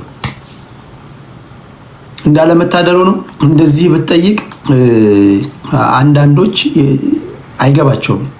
አሁን ለምሳሌ አንድ የአማራ ላይ ተነስቶ ኦኬ የተዋጋንም ግን ክልሉ ገበሬው ማረስ አለበት የሚል ሐሳብ ቢያነሳ አሃ ብልጽግና ብአዴን ይሉታል። አይወዱም፣ አብዛኞቹ አይወዱም። እስኪ አሁን የሆነ ቦታ አማራ ፖለቲከኞች ነው ብሎ የተሰበሰቡበት ቦታ ላይ ግባና ጋይስ ገበሬዎቻችን እያረሱ አይደለም እየተዋጋንም አዘሴም ታይም ደግሞ ገበሬዎቻችን ማረስ እንዳለባቸው እኮ መናገር አለብን። ልጆቻችን ትምህርት ቤት መሄድ እንዳለባቸው መናገር አለብን ብለህ እስኪ ተናገር። አንደርድረው ነው የሚያወርዱ። መስማት አይፈልጉም። ዛስዋይ የአማራ ህዝብ ቁጥር 1 ጠላቱ የአማራው ብሔርተኛ ነው። በተለይ ቲክቶክ ላይ የአማሩ ምናምን እያሉ እነዚህ ሰፊክስ እና ፕሪፊክስ ላይ የሚያስቀምጡ ቁጥር 1 ጠላቶች ናቸው። ቼክ አድርጋቸው። ለአማራ ህዝብ እንደ አማራ ብሔርተኛ ጠላት የለውም። እኔ እየነገርኩ ነው። እኔ በዚህ ደረጃ ህዝቡን ለምን እንደመጠሉት ራሱ እኔ አይ ዶንት ኖ ምንድነው የበደላችሁ እስኪል ድረስ አንዳንዴ ማህበረሰቡ ምንድነው የበደለ እስኪል ድረስ ቁጥር 1 ጠላት ሌላው አይደለም። የኦሮሞ አማራ ወይ ጉራጌው ምን አይደለም። ቁጥር 1 ጠላቱ ብሔርተኛው። እሺ ሌላ ጥያቄ አለ? ሌላ ጥያቄ?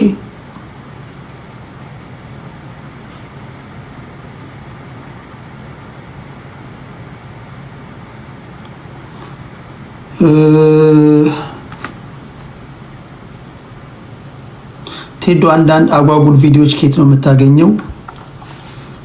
አንዳንዶቹን ከኢንስታግራም ላይ ነው የማገኘው። አንዳንዶቹን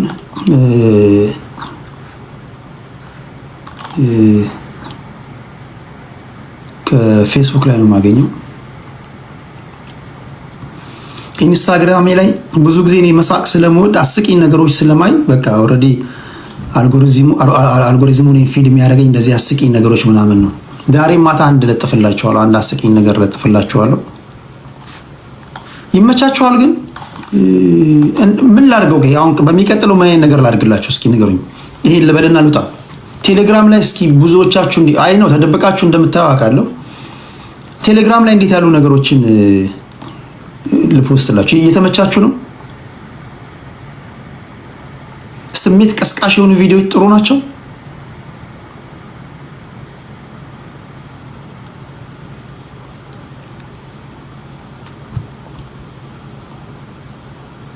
ኦኬ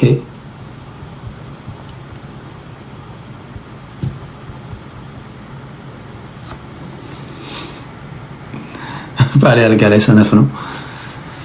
እሺ ኦኬ ብዙዎቻችሁ ደስ ይላችኋል። ያው እዚህ ምድር ላይ ያለን ትርፍ መሳቅ ነው። ከዛ ውጭ ምን አለን? ከዛ ውጭ ምን አለን? እዚህ ምድር ላይ ያለን እኮ በዋነኛነት እኮ ማንም አይነት ቀን ሳቃችንን ነው እና ያለን እሱን። የመጨረሻ ጥያቄ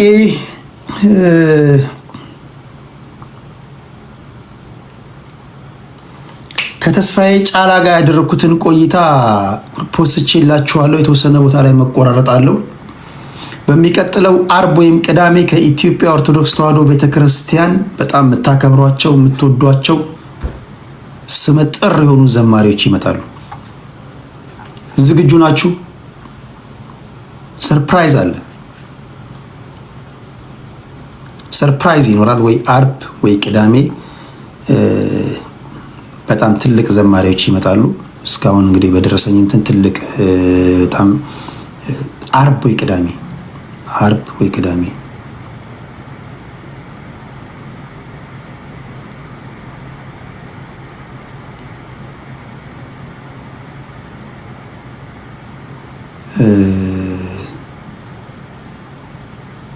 ከዛ በሚቀጥለው ሳምንት ሌላ ፕሮግራም ይኖራል። እሱን በቴሌግራም አሳውቃችኋለሁ።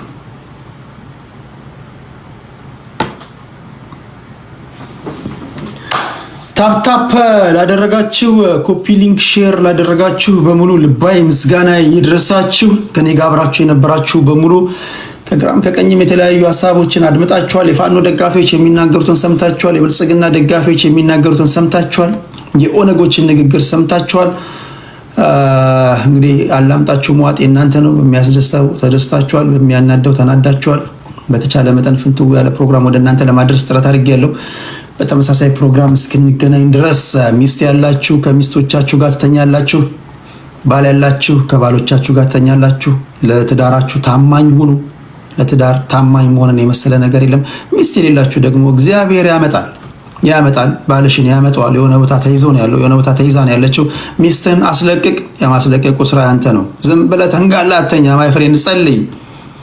ደሞር ባልጸለይኩ ቁጥር እዛ መከራውን ነው የምታበዛው፣ መከራውን ነው የምታበዡና ጸልያችሁ አስለቅቁ። ያገባችሁም ያላገባችሁም ግን አንድ ነገር ታደርጋላችሁ፣ ከቴዲ አናት ላይ ትወርዳላችሁ። ያስማማል። ምንም ላደርግልህ አልችልም። ይሄን ነው የምናደርገው። በቀጣይ እስክንገናኝ ድረስ ሁላችሁንም እግዚአብሔር ከክፉ ይጠብቃችሁ። ጤና ይስጥልኝ።